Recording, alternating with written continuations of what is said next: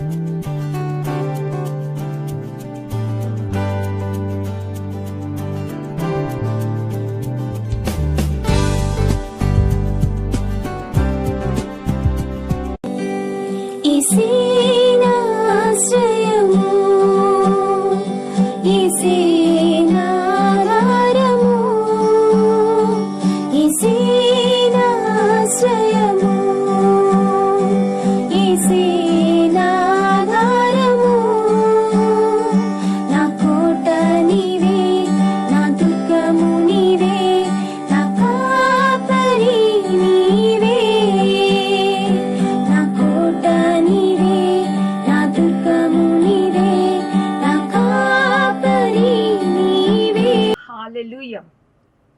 మనకు ఆశ్రయం అనే టీవీ కార్యక్రమాన్ని వీక్షిస్తున్న మీ అందరికీ నజరేయుడైన యేసుక్రీస్తు నామమున శుభములు. ఎలా ఉన్నారండి? దేవుడు తన రెక్కల చాటున మనల్ని భద్రపరిచి మరొక వారాన్ని మనకు అనుగ్రహించిన దేవాది దేవునికి సమస్తమైన మహిమ, ఘనత, ప్రభావాలు కలుగును గాక. ఈ యొక్క కార్యక్రమం ద్వారా మీరు ఆశీర్వదింపబడుతున్నారని తెలియజేస్తున్న విధానాన్ని బట్టి దేవునికే మహిమ కలుగును గాక. ఈ వారం కూడా మనం వాక్యాన్ని ధ్యానించుకునే ముందుగా ప్రార్థన చేసుకుందాం. సర్వోన్నతుడా, సర్వాధికారి, పరిశుద్ధాత్మదేవ, యేసయ్యా, నీ గొప్ప సన్నిధి ప్రభా మా మధ్యలో ఉంచి ఆశ్చర్యకరుడా, ఎవరైతే యొక్క కార్యక్రమాన్ని చూస్తా ఉన్నారో ప్రతి ఒక్కరితో నువ్వు మాట్లాడండి దేవా. నీ గొప్ప కృపను అనుగ్రహించండి. ప్రతి ఒక్కరు నీ సన్నిధి అనుభవించే గొప్ప భాగ్యాన్ని అనుగ్రహించండి ప్రభా. ప్రతిదిని యొక్క అధికారంలోనికి తీసుకొని నువ్వే తోడేంటి నడిపించి నీ నామాన్ని మహిమపరచుకోనండి సర్వశక్తి మంతరా. నా యొక్క మాటలు కాదు ప్రభా, నీ యొక్క మాటలతో నన్ను నింపినందుకు నీకు వందనాలు ప్రభా. నువ్వే తోడేంటి నడిపించి నన్ను నీ యొక్క అధికారంతో, నీ యొక్క అభిషేకంతో నింపి నీ బిడ్డలతో మాట్లాడు తండ్రి. నువ్వే సహాయంను దయచేయండి. యేసు నామం అడిగి వేడుకొంచున్నాం తండ్రి. Amen, amen, amen. ఈ వారం మన యొక్క వాక్య ప్రసంగాంశంగా యాకోబు పత్రిక 1వ అధ్యాయము 21వ వచనం. యాకోబు రాసిన పత్రిక 1వ అధ్యాయము 21వ వచనం. అందుచేత సమస్త కల్మషమును, విర్రవీగుచున్న దుష్టత్వమును మాని లోపల నాటబడి మీ ఆత్మను రక్షించుటకు శక్తిగల వాక్యమును సాత్వికంతో అంగీకరించుడి. మరలా ఒక్కసారి మనం ధ్యానిద్దామండి. ఒక్కసారి చదువుదాం. యాకోబు రాసిన పత్రిక 1వ అధ్యాయము 21వ వచనం. అందుచేత సమస్త కల్మషమును, విర్రవీగుచున్న దుష్టత్వమును మాని లోపల నాటబడి మీ ఆత్మను రక్షించుటకు శక్తి గల వాక్యమును సాత్వికంతో అంగీకరించుడి. ఈ వారం మన యొక్క వాక్య ప్రసంగ అంశము దేవుని వాక్యపు శక్తిని మనము అనుభవించాలి. దేవుని వాక్యపు శక్తిని మనము అనుభవించాలి. మనం చూసినట్లయితే అసలు వాక్యము అంటే ఏంటి మనందరికీ తెలిసిన వాక్యం అండి. యోహాను సువార్త 1వ అధ్యాయము 1వ వచనంలో ఆదియందు వాక్యం ఉండెను, వాక్యము దేవుని యొద్దే ఉండెను, వాక్యము దేవుడే ఉండెను. దీనిని బట్టి మనం ఇంకేం అర్థమవుతుందండి? వాక్యము అంటే దేవుడు అని అర్థం. మనము ఈ లోకంలో ఉన్నప్పుడు ఒక అధికారి ఒక మాట చెప్పినప్పుడు మనము పనిచేసే దగ్గర కానీ, మన ఇంటి దగ్గర కానీ, మన వీధిలో కానీ ఒక పెద్దవాళ్ళు ఒక మాట చెప్పినప్పుడు ఆ మాటను మనం ఎంత విలువైనదిగా భావిస్తామండి. ఎంతగా ఆ మాట కోసం, ఆ చెప్పిన పనిని ఏదైతే ఉందో దానిని చేయాలని ఎంతగా ప్రయాసపడతాం. ఒక సృష్టికర్త యొక్క దేవుని యొక్క మాటకు మన జీవితంలో విలువ ఉందా? మనం అంత విలువిస్తున్నానా? ఆ వాక్యపు మాట యొక్క శక్తిని మన జీవితాలలో మనము అనుభవించగలుగుతున్నామా? ఈరోజు మనతోనే మాట్లాడుతున్నారండి దేవుడు. మన ఇంట్లో ఏంటో తెలుసా? ఒక క్రైస్తవులుగా మనం ఇంట్లో ఉంటాం. మన ఇంట్లో ఒక నలుగురు ఉన్నట్లయితే, ఒక ఇద్దరు ఉన్నట్లయితే, ఒక ముగ్గురు ఉన్నట్లయితే మనకన్నా ఒకటి కానీ 2 కానీ ఎక్కువ కానీ మన ఇంట్లో బైబిల్స్ ఉంటాయండి. కానీ ఆ బైబిల్స్ని మనం చాలా చాలా నిర్లక్ష్యం చేస్తూ ఉంటాం. ఆ చాలా నిర్లక్ష్యం చేయడం వల్ల మన జీవితాలు ఎంతగా ఉన్నాయో ఈరోజు దేవుడు మాట్లాడాలనుకుంటున్నారు. మన యొక్క వాక్య ప్రసంగ అంశం దేవుని వాక్యపు శక్తిని మనము అనుభవించాలి. మొట్టమొదటి పాయింట్ మనం చూసుకున్నట్లయితే దేవుడి వాక్యపు శక్తి ఎంత గొప్పది అంటే, దేవుని వాక్యపు శక్తి ఎంత గొప్పది అంటే మొట్టమొదటిగా ఆ మొదటి పాయింట్లో ఏంటి అంటే మొదటి పాయింట్లో ఏంటి అంటే ఆ వాక్యపు శక్తి ఎంత గొప్పది అంటే శూన్యంలో సమస్తాన్ని సృష్టించగలదు.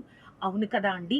ఆది కాండంలో మొదటి అధ్యాయంలో మనం చూచినట్లయితే భూమి నిరాకారంగాను శూన్యంగాను ఉండెను. దేవుడు కలుగును గాక అని పలకగా సమస్తము కలిగెను అని మనం చూస్తాం. ఆయన వాక్యపు శక్తిని మనం చూచినట్లయితే శూన్యంలో, అర్థం కాని స్థితిలో, అసలు ఏమీ లేని స్థితిలో సమస్తాన్ని కలగచేసే ఒక గొప్ప శక్తి వాక్యానికి ఉన్నది. మనం మొట్టమొదటి పాయింట్లో మనం చూసినట్లయితే శూన్యంలో సమస్తాన్ని కలగచేయగలదు. మనం రెండవదిగా ఆ వాక్యం అనేది మొట్టమొదటి పాయింట్లో నిత్యము నిలిచేది. నిత్యము నిలిచేది. మనము చూసినట్లయితే ఒక 50 సంవత్సరాల క్రితం మన టెక్నాలజీ ఇలా ఉండేది. 50 సంవత్సరాల క్రితం ఈ విధంగా ఉండేది. 50 సంవత్సరాల క్రితం అలా ఉండేది. కానీ ఒక 50 సంవత్సరాలు, ఒక 60 సంవత్సరాల తర్వాత మన స్థితి మారిపోయింది. మనమందరం ఒక న్యూ టెక్నాలజీలోనికి, ఒక అడ్వాన్స్ టెక్నాలజీలోనికి వచ్చాం. కానీ దేవుని యొక్క వాక్యం ఎంత గొప్పదో తెలుసా అండి? అది ఎప్పుడు కూడా నిత్యము నిలిచి ఉండేది. ఒక 100 సంవత్సరాల క్రితం ఎలా అడిగి ఎటువంటి జ్ఞానం కావాలో అప్పుడు ఉపయోగపడింది. ఇప్పుడు మనకి ఎటువంటి జ్ఞానం కావాలో, ఒక 100 సంవత్సరాల తర్వాత దేవుడి రాకడ ఆలస్యం అయితే, ఒక 100 సంవత్సరాల తర్వాత మనకి ఎటువంటి జ్ఞానం కావాలో అటువంటి విధంగా ఎప్పుడు కూడా ఇట్స్ అన్ అప్డేటెడ్ వర్షన్. ఇది ఏ సమయానికి ఏది కావాలో, ఒక ఫోన్ మనం తీసుకున్నట్లయితే అప్డేట్ చేసుకోండి, ఈ యాప్ని అప్డేట్ చేసుకోండి అని ఉంటుంది. కానీ మన యొక్క వాక్యము, దేవుని యొక్క వాక్యము ఒక అప్డేటెడ్ వర్షన్ అండి. ఎన్ని సంవత్సరాలు మన జీవితాల్లో గతించిన, ఎన్ని సంవత్సరాల తర్వాత కూడా ఒక మనిషి బైబిల్ చదువుతూ ఉంటే అప్పుడు కూడా ఆ స్థితికి తగినట్లుగా దేవుని యొక్క వాక్యము మనతో మాట్లాడగలదు. అందుకే యెషయా 40వ అధ్యాయం 8వ వచనం చూచినట్లయితే గడ్డి ఎండిపోవును. యెషయా 40వ అధ్యాయం 8వ వచనం, గడ్డి ఎండిపోవును, దాని పువ్వు వాడిపోవును, మన దేవుని వాక్యము నిత్యము నిలుచును. 1 పేతురు 1వ అధ్యాయం 24వ వచనం, గడ్డి ఎండిపోవును, దాని పువ్వు రాలును, అయితే ప్రభు వాక్యం ఎల్లప్పుడూ నిలుచును. చూసాం కదండి, శూన్యంలో సమస్తాన్ని సృష్టించగలదు, నిత్యము నిలిచి ఉండేది. ఫస్ట్ పాయింట్లో మూడవది మనం చూసినట్లయితే ఈ వచనాలు ఏదైతే బైబిల్లో ఉన్న వచనాలు అన్నీ కూడా దేవుడి నుండి వచ్చినవి. ఎలా అండి? ఎక్కడుంది ప్రూఫ్? మనం చూద్దామండి. 1 తిమోతి రాసిన పత్రిక 3వ అధ్యాయం 16వ వచనం. ఈ వచనము మనం తెలుగులో కంటే ఇంగ్లీష్ లో చూస్తే చాలా అర్థమవుతుందండి. 1 Timothy chapter 3 verse 16. All the scripture is God breathed and is useful for teaching, rebuking and correcting and training in righteousness. అదే ట్రాన్స్లేషన్ లో తెలుగులో ఒకసారి చూద్దామండి. అన్ని లేఖనాలు దేవుడిచ్చినవి. ప్రతి ఒక్క లేఖనం కూడా, ఈ యొక్క వచనాలన్నీ కూడా ఏ ఒక్కటి కూడా మనుషులు రాసింది కాదు. లేఖనాలు కూడా దేవుడిచ్చినవి, మరియు బోధించడానికి, మందలించడానికి, సరిదిద్దడానికి మరియు నీతిలో శిక్షణ ఇవ్వడానికి ఉపయోగపడుతుంది. నేను ఇంగ్లీష్లో ఉన్నది తెలుగులో చదివానండి. 2 తిమోతి 3:16 తెలుగులో చదివితే ఈ విధంగా ఉండదు. సో మనం అనుకోవచ్చు, ఈ యొక్క బైబిల్ని 40 రచయితలు రాశారు కదా, 40 ఆథర్స్ రాశారు కదా అని అనుకోవచ్చు. మనము ఒక పెన్నుని చేతిలో పట్టుకున్నప్పుడు ఏమవుతుందండి? మనం ఒక పెన్నుని చేతిలో పట్టుకున్నప్పుడు ఆ పెన్నులో ఏమన్నా ప్రత్యేకత ఉందా? మన మైండ్ ఏమైతే చెప్తుందో ఆ పెన్నుతో, మనం చేతితో ఆ పెన్నుని పట్టుకున్నప్పుడు రాయగలుగుతాం. అలాగే దేవుడి చేతిలో ఆ 40 మంది కూడా ఒక పెన్నులాగా ఉపయోగపడ్డారండి. పరిశుద్ధాత్మతో నింపబడి వాళ్ళ యొక్క ఆలోచనలు, వాళ్ళ యొక్క మాటలు, వాళ్ళ యొక్క తలంపులు కాదు, కానీ వారి పరిశుద్ధాత్మతో నింపబడి ఆ 40 మంది కూడా దేవుని చేతిలో పెన్నుగా ఉపయోగపడి ఆ యొక్క బైబిల్ గ్రంథాన్ని రాయడం మనం చూస్తాం. ఇప్పుడు అర్థమైంది కదండి బైబిల్ గ్రంథం ఎంత గొప్పదో. శూన్యంలో సమస్తాన్ని సృష్టించగలదు, నిత్యము నిలిచి ఉండేది. అంతేకాకుండా మూడవదిగా మనం చూసినట్లయితే ఈ వచనాలు అన్నీ కూడా దేవుడి నుండి వచ్చినవి. రెండో పాయింట్ మనం చూద్దామండి. ఈ వాక్యమును చదివినప్పుడు మనకు కలిగే ఆశీర్వాదాలు ఏమిటి? ఈ యొక్క వాక్యాన్ని మనం చదివినప్పుడు మనకు కలిగే ఆశీర్వాదాలు ఏమిటి? రెండులో కూడా మళ్ళీ ఏబిసి చూద్దామండి. ఆ అవునండి, ఈ యొక్క విలువైన, ఈ శాశ్వతమైన, ఆ యొక్క నిత్యము నిలిచే, అంతేకాకుండా దేవుడి నుంచి వచ్చిన మాటలను, సమస్తము శూన్యముల సమస్తాన్ని సృష్టించగలిగిన మాటలను మనం ధ్యానిస్తా ఉన్నప్పుడు, చదువుతా ఉన్నప్పుడు ప్రతిరోజు మన జీవితాల్లో ఏ ఆశీర్వాదాలు కలుగుతాయో రెండులో ఏమిటి అంటే నీ జీవితంలో ఉన్న లోటును తీసివేస్తుంది. ఎలా జరుగుతుందండి? మన జీవితాల్లో ఉన్న లోటును ఎలా తీసివేస్తుంది? మనం మొదటి పాయింట్లో చూసాం కదండి, శూన్యములో సమస్తాన్ని సృష్టించగలదు అని మనం చూసాం. శూన్యములో సమస్తాన్ని, నీ ఇంటిలో ఒక ఒక ఆర్థికం ఒక శూన్యంగా ఉందేమో, ఒక అనారోగ్యం ఒక శూన్యంగా ఉన్నదేమో, లేకపోతే బిడ్డల యొక్క పరిస్థితి ఒక శూన్యంగా ఉన్నదేమో, లేకపోతే నీ ఇంటి పరిస్థితి గందరగోళంగా ఉందేమో, ఆ గృహంలో నీ గృహంలో ఉండి నువ్వు వాక్యాన్ని చదువుతా ఉన్నప్పుడు ఆ వాక్యపు వెలుగులో ఆ వాక్యం ఏం చేస్తుందంటే ప్రతి ఒక్క శూన్య స్థితిలో సమస్తాన్ని కలగచేస్తుంది. ఆ టైంలో దేవుడు సమస్తాన్ని పలికి శూన్యంలో తన వాక్కు చేత పలికినప్పుడు సమస్తం ఎలా కలిగిందో అంత విలువైన ఈ వాక్యాన్ని నీ యొక్క గృహంలో నీ పక్కన వాళ్ళకి వినబడేటట్లు, అంటే ఊరంతా వినబడేటట్లు కాదండి నేను చెప్తుంది, వీధంతా వినబడేటట్లు కాదు. నీ ఇంట్లో ఎన్ని రూమ్స్ ఉన్నాయో, ఒక 2 కానీ 3 కానీ 4 కానీ, ఆ రూమ్లో వినబడేటట్లు నువ్వు జస్ట్ వాక్యాన్ని చదువుతూ ఉన్నప్పుడు ఏం జరుగుతుందో తెలుసా? నీ ఇంటిలో ఉన్న ప్రతి ఒక్క చీకటి శక్తి, ప్రతి ఒక్క శోధన, ప్రతి ఒక్క అంధకారమైన స్థితి అన్నిటినీ దేవుడు తీసివేసి ఆయన వెలుగుతో నింపుతారు. ఒక వచనాన్ని మనం చూద్దామండి. కీర్తనలు 119 కీర్తన 130. కీర్తనలు 119 కీర్తన 130. నీ వాక్యము వెల్లడి అగుటు తోడని వెలుగు కలుగును, అది తెలివి లేని వారికి తెలివి కలిగించును. మరొకసారి చదువుదామండి. కీర్తనలు 119 130. నీ వాక్యము వెల్లడి అగుట తోడనే వెలుగు కలుగును, అవి తెలివి లేని వారికి తెలివిని కలిగించును. చూసారా అండి? దేవుని యొక్క వాక్యము వెల్లడి అగుట తోడని చెప్తున్నప్పుడే వెలుగు కలుగుతుందంట. ఎక్కడ ఏదైతే శూన్యంగా ఉందో, ఏదైతే సమస్తం చీకటిగా ఉందో నీ జీవితంలో, ఆ స్థితిలోనే నువ్వు వాక్యాన్ని చదువుతా ఉండు, అక్కడ వెలుగు కలుగుతుంది. తెలివి లేని వారికి తెలివిగా అనుగ్రహిస్తుంది. ఎలా చేయాలి, ఏం చేయాలి, దేవుడు కార్యం చేస్తారు. మన బిడ్డల్ని చిన్న వయసులో ఉన్నప్పుడు ఏం చేస్తామండి, వాళ్ళని స్కూల్లోకి వెళ్ళేటప్పుడు మనమే వాళ్ళ యొక్క బ్యాగులు మోస్తూ ఉంటాం, మనమే చాలా బాధ్యత తీసుకుంటాం. అలాగే నీ బిడ్డలకి ఇప్పుడు ఒక ఎగ్జామ్ టైం కదండి, ఫిబ్రవరి వచ్చేసింది, మార్చ్, ఇంకంతా ఎగ్జామ్స్, యాన్యువల్ ఎగ్జామ్స్ అంత హడావుడిగా ఉంటుంది. అప్పుడు ఆ టైంలో ఇప్పటి నుంచైనా, చిన్న వయసు నుంచైనా నీ బిడ్డలని పక్కన కూర్చోబెట్టుకొని వాక్యాన్ని చదివించు. వారు చదివేది నీకు వినబడేటట్లుగా ఆ వాక్యాన్ని వారి చేత చదివించు.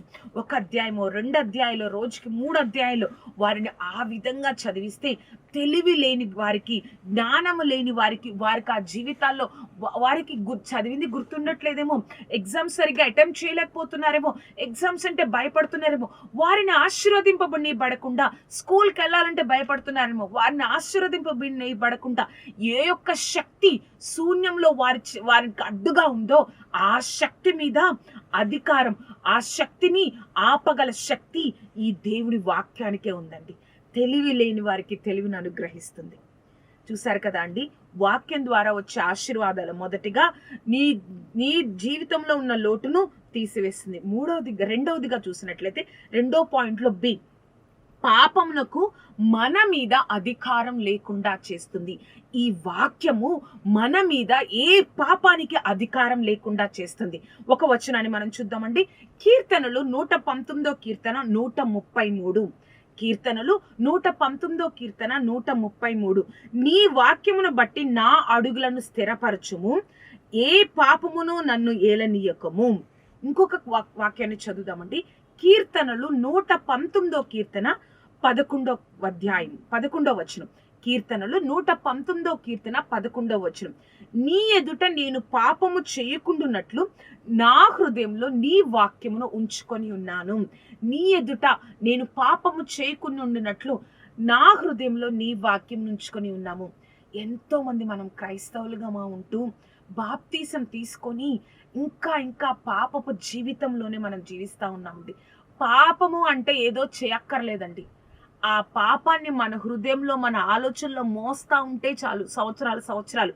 అదే దేవుడి దృష్టిలో పాపం. అదే దేవుడి దృష్టిలో పెద్ద విగ్రహం. ఏదో పాపము అంటే ఏదో చేసేస్తాం కాదు. సంవత్సరాలు సంవత్సరాలు దేవుడు ఏదైతే వద్దు వద్దు వద్దు అని అంటున్నారో అటువంటి ఆలోచనలతో, అటువంటి తలంపులతో మనం సంవత్సరాలు సంవత్సరాలు ఆ విధంగానే ఉంటే అది ఘోరమైన పాపం అండి. ఆ పాపాన్ని మనం దూరం చేసుకోవాలి అంటే మన శక్తి వల్ల కాదు. మన శక్తి వల్ల ఏమీ కాదు. 1% కాదు. ఎవరో ఏదో చెప్తే ఒక 10 నిమిషాలు 5 నిమిషాలు నువ్వు ఓవర్కమ్ చేయగలవేమో. శాశ్వతంగా దాన్ని నువ్వు ఆ పాపాన్ని దూరం చేసుకోలేవు. కానీ నువ్వు ఎప్పుడైతే దినము నువ్వు వాక్యాన్ని ధ్యానిస్తూ ఉంటావో, దినము బైబిల్ గ్రంథాన్ని ధ్యానిస్తూ ఉంటావో, నీలో ఉన్న పాపము ఎంత భయంకరమైనదో, ఆయన ఎంత పరిశుద్ధుడో తెలుసుకొని వణకుతో, ప్రభా నన్ను క్షమించయ్యా, నేను వ్యర్థం చేసుకున్నాను నా జీవితాన్ని, ఈ పాపాన్ని, నీకు ఇష్టం లేని పాపాన్ని నీకు విలువివ్వకుండా ఈ పాపానికి విలువిచ్చి నా జీవితాన్ని వ్యర్థం చేసుకున్నానని ఆ పాపాన్ని విడిచిపెట్టడానికి దేవుడు ఒక ఆత్మీయ స్థితిని మనందరికి అనుగ్రహిస్తాడండి. ఏ పాపము మన మీద అధికారం లేకుండా చేయగలిగిన గొప్ప శక్తి దేవుని యొక్క వాక్యానికి ఉంది, దేవుడి యొక్క మాటకుంది. కాబట్టి అంత గొప్ప విలువైనది. 2లో సి మనం చూసినట్లయితే నీ శ్రమలలో నిన్ను నిలబెడుతుంది. నీకు ఒక శ్రమ వచ్చిందండి, నిన్ను కదిలిస్తేనే కన్నీరు వస్తుంది. నీకు ఒక భయంకరమైన శ్రమ వచ్చింది. ఆ శ్రమలో, ఈ ప్రపంచంలో నిన్ను ఎవరన్నా ఓదారుస్తారేమో, నీ యొక్క బంధువులు కానీ, నీకు తెలిసిన వాళ్ళు కానీ, వాళ్ళ ఓదార్పు కొన్ని గంటలు, కొన్ని రోజులు మాత్రమే ఉంటుంది. కానీ చివరిగా ఒంటరిగా బతకాల్సింది నువ్వే కదా, నువ్వు నేనే కదా ఒంటరిగా బ్రతకాల్సింది. ఆ ఒంటరిలో, శ్రమలలో నేనున్నానని నిలబెట్టేది ఏంటో తెలుసా అండి? దేవుని యొక్క వాక్యము. మనం ఎన్నో పుస్తకాలు చదువుతూ ఉంటాం, న్యూస్ పేపర్స్ చదువుతూ ఉంటాం, ప్రతిరోజు న్యూస్ పేపర్ చదువుతూ ఉంటాం. కానీ ఎవరెవరో జర్నలిస్టులు ఆర్టికల్స్ రాస్తూ ఉంటారు. కానీ దేవుని యొక్క వాక్యాన్ని చదువుతా ఉన్నప్పుడు ఆ యొక్క ఎవరైతే ఎవరండి రచయిత? పరిశుద్ధాత్మ దేవుడు, సర్వశక్తిమంతుడు. ఆయన మనతో మాట్లాడుతున్నట్టుగా ఉంటది. ఏంటి, నాకు తగిన వాక్యం వస్తుంది, ఎందుకు దేవుడే మనతో మాట్లాడుతున్నారు? అందరు ఆదర్స్ మనతో మాట్లాడపోయినా ఈ గొప్ప రచయిత, ఈ పరిశుద్ధాత్మ దేవుడు మనతో మాట్లాడుతూ ఉంటాడండి. ప్రతి ఒక్క శ్రమల్లో నేనున్నాను, నేను నిలబెడతాను, నేను నిన్ను చూసుకుంటాను, నా బాధ్యత అంతా నీదే. నీ శ్రమల్లో నిలబెట్టే గొప్ప శక్తివంతమైనది దేవుని యొక్క వాక్యము. ఒక వాక్యాన్ని మనం చూద్దామండి. కీర్తనలు 119వ అధ్యాయము 50వ వచనం. కీర్తనలు 119వ అధ్యాయము 50వ వచనం. నీ వాక్యము నన్ను బ్రతికించుచున్నది, నా బాధల్లో ఇదే నాకు నెమ్మది కలిగించుచున్నది. ఏ యొక్క శక్తి కూడా మన బాధల్లో నెమ్మది కలిగించలేదండి. దేవుని యొక్క వాక్యము మాత్రమే మన జీవితాలలో మనలను నిలబెట్టగలదు, శ్రమలలో నిలబెట్టగలదు. చూశారు కదా అండి. 2వ పాయింట్, దేవుడి యొక్క వాక్యాన్ని చదువుతప్పుడు మనకు కలిగే ఆశీర్వాదాలు నీ జీవితంలో ఉన్న లోటును తీసివేస్తుంది. 2వదిగా మనం చూచినట్లయితే నీ మీద ఏ యొక్క పాపమునకు అధికారం లేకుండా చేస్తుంది. 3వదిగా మనం చూచినట్లయితే నీ శ్రమల్లో నిన్ను నిలబెడుతుంది. 3వదిగా మనం చూచినట్లయితే నీ యొక్క శ్రమలలో మనల్ని నిలబెడుతుంది. 2 పాయింట్లు అయిపోయాయండి. 3rd పాయింట్ మనం చూసినట్లయితే 1లో ABC చూసాం, 2లో ABC చూసాం. ఇప్పుడు 3rd పాయింట్, ఇంత గొప్ప విలువైన వాక్యాన్ని మనము చదవకుండా నిర్లక్ష్యం చేస్తే ఏమవుతుంది? తెలుసుకోవాలి కదండి ఈ విషయాన్ని. మనమందరం డెఫినెట్ గా ఈ విషయాన్ని మనం తెలుసుకోవాలి. ఏంటి అంటే, ఇంత గొప్ప విలువైన వాక్యాన్ని నువ్వు నేను మన జీవితంలో, ఒక క్రైస్తవ జీవితంలో ఏముందులే బైబులే కదా, చిన్నప్పటి నుంచి చూస్తున్నాను అని అనుకుని నిర్లక్ష్యం చేస్తే ఏమవుతుందో ఒక వాక్యాన్ని చదువుతా ఉంటే ఇర్మియా 11వ అధ్యాయము 3వ వచనం. ఇర్మియా 11వ అధ్యాయము 3వ వచనం. ఇశ్రాయేలు దేవుడైన యెహోవా సెలవిచ్చినదేమనగా, ఈ నిబంధన వాక్యములను విననొల్లని వాడు శాపగ్రస్తుడగును. ఎవరైతే వినకుండా, చదవకుండా, ధ్యానించకుండా ఉంటారో ఆ అధ్యాయాన్ని చదవండి. ఇర్మియా గ్రంథం 11 అధ్యాయాన్ని ఇశ్రాయేల్ ప్రజలకు దేవుడు చెప్తారు, శాపంతోనే ఉంటారని చెప్తారు. అవునండి, మనం ఎన్నో సంవత్సరాలు, ఎన్నో నెలలు, నూతన సంవత్సరంలో అలా కళ్ళు తెరిచి కళ్ళు మూసేటప్పటికి నెల అయిపోయిందండి.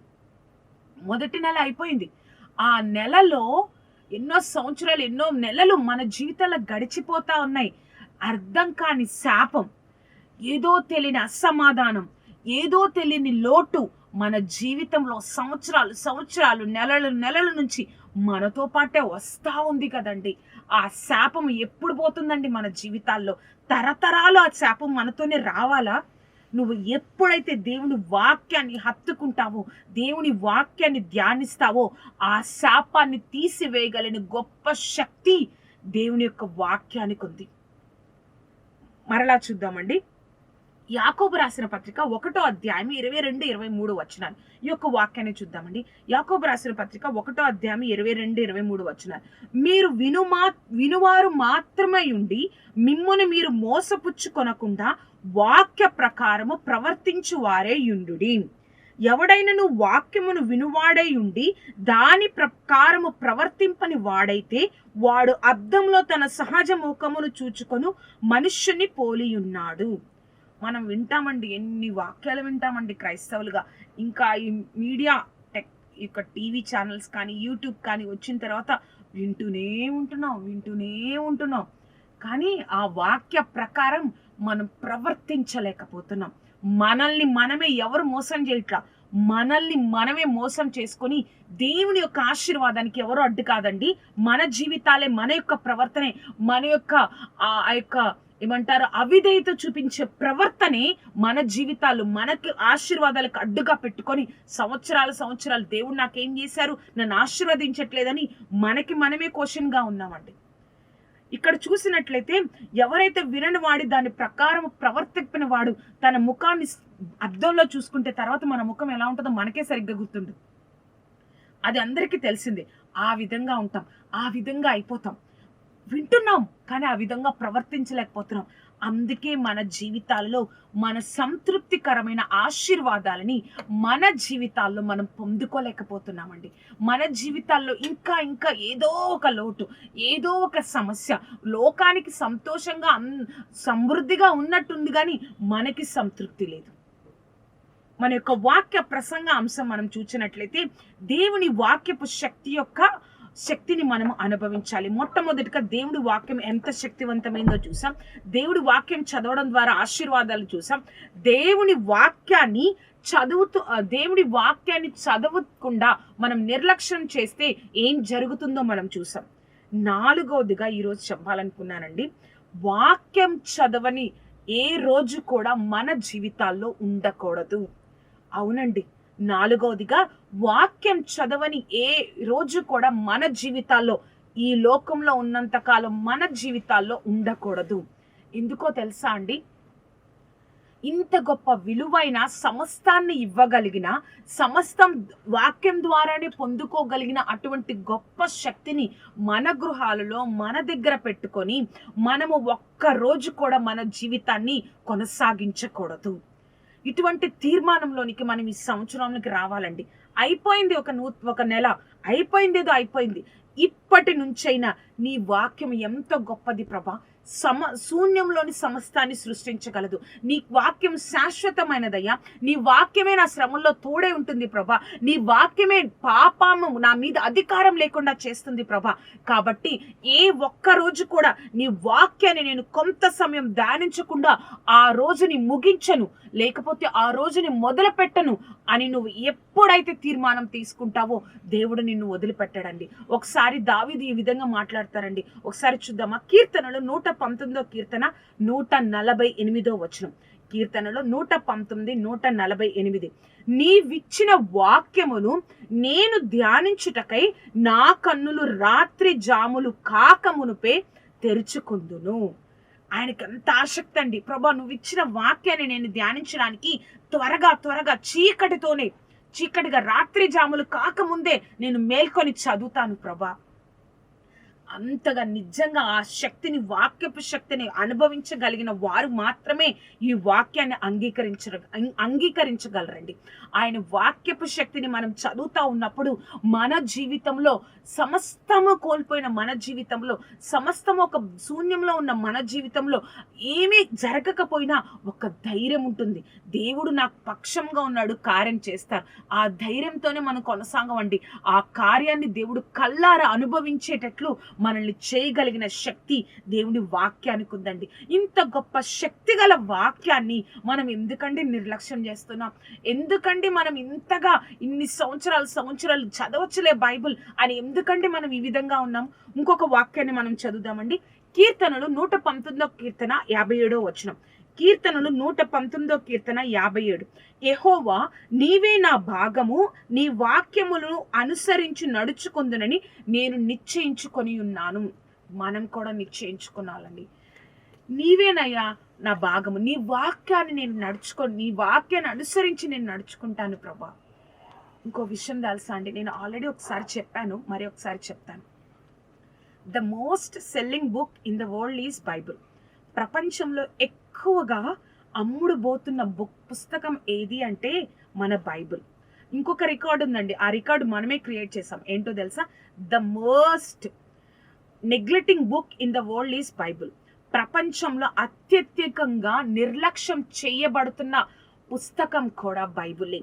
ఆ రికార్డ్ని మన వాళ్ళే క్రియేట్ అయిపోయింది. చూసారా అండి? ఇంత గొప్ప శక్తి గల వాక్యాన్ని మనము నిర్లక్ష్యం చేయడం వల్ల ఎన్నో ఒక పాపంతోనే మన జీవితాలు కొనసాగిస్తూ ఉన్నాం. మనం యొక్క శూన్యంలోనే మన జీవితాలు కొనసాగిస్తూ ఉన్నాం. ఒక శాపంలోనే మన జీవితాలు కొనసాగిస్తూ ఉన్నాం. శూన్యంలో సమస్తాన్ని చేయగలిగిన దేవుని వాక్యాన్ని ఎందుకంటే మనం ఇంతగా నిర్లక్ష్యం చేయగలుగుతున్నాం?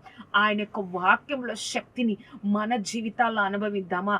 మన కుటుంబంలో ప్రతి ఒక్కరము కుటుంబ ఆరాధనలో కనీసం ఒక అధ్యాయంలో ఒక్కొక్క 5 వచనాలు, 6 వచనాలు, ఎన్ని వచనాలు ఉంటే అన్ని వచనాలు అందరం కలిసి వాక్యాన్ని మన గృహంలో పెద్దగా చదువుదామా?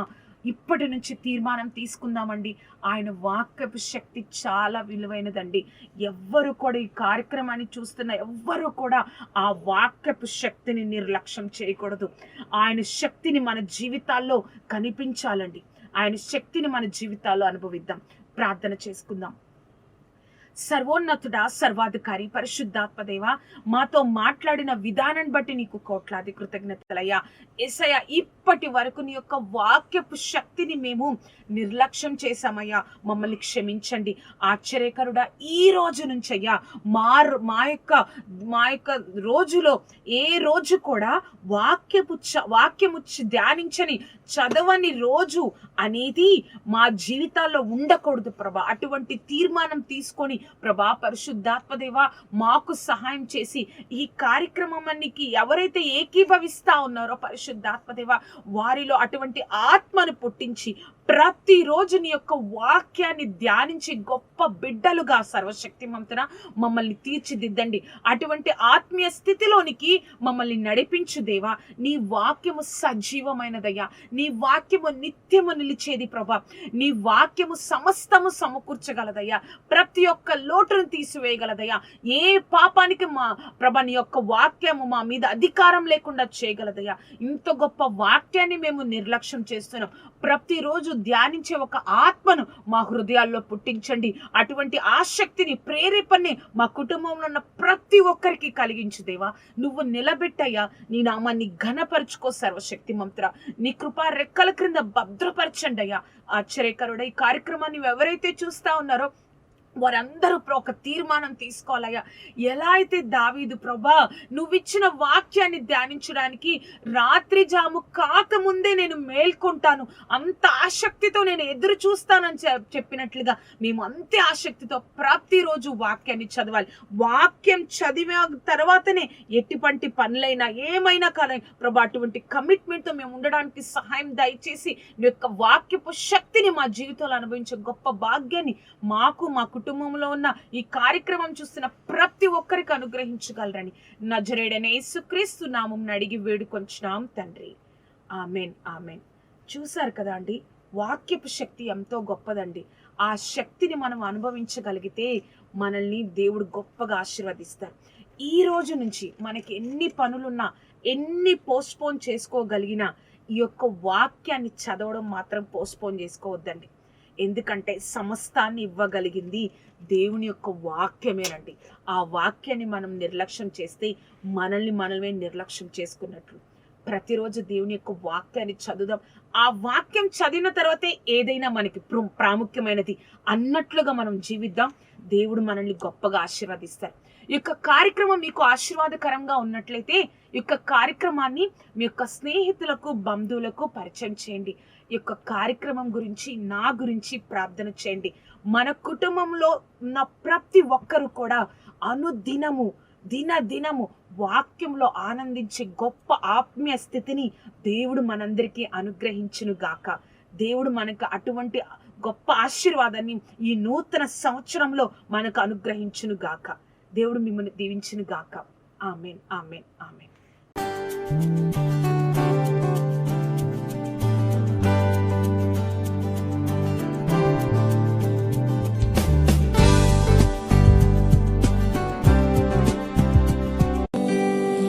See